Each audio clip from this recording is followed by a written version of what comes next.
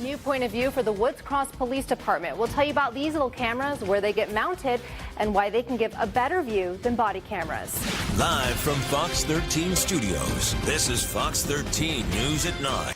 A police department in Utah is trying a new camera that would give them a very unique view of high-stress situations, including officer-involved shootings. Fox 13's Lauren Steinbrecher shows us this camera and how the department says it'll help them and the public.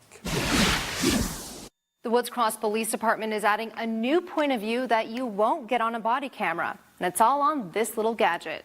It might not be a busy day. Probably not as busy as it has been. Officer Jeremy Howie waits for a call, and when he does get one, he'll likely turn on his body camera. Well, for when I'm talking to individuals, to hopefully capture more of their face and their hands. Which works well for the most part, unless he has to draw his gun. It would basically only give me a side view of everything. Here's what he's talking about, as demonstrated with Salt Lake City Police.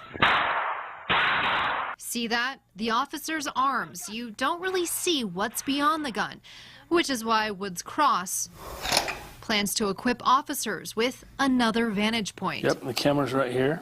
This camera attaches to the bottom of the gun. Chief Chad Soph shows how it works. That's what I'm looking at, and that's what the camera is picking up in front of me. You see a clear view of that target on the wall, no arms in the way.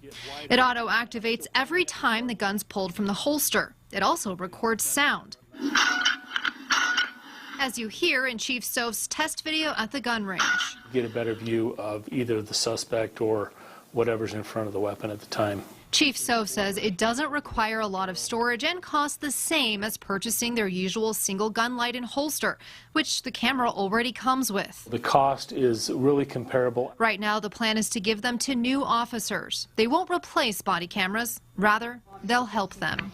We would continue to use our body cameras, and this just give us another angle. Chief Soph says he's going to be presenting to the City Council to see if they can get all officers outfitted with this camera in the next year. In Woods Cross, Lauren Steinbrecher, Fox 13 News, Utah.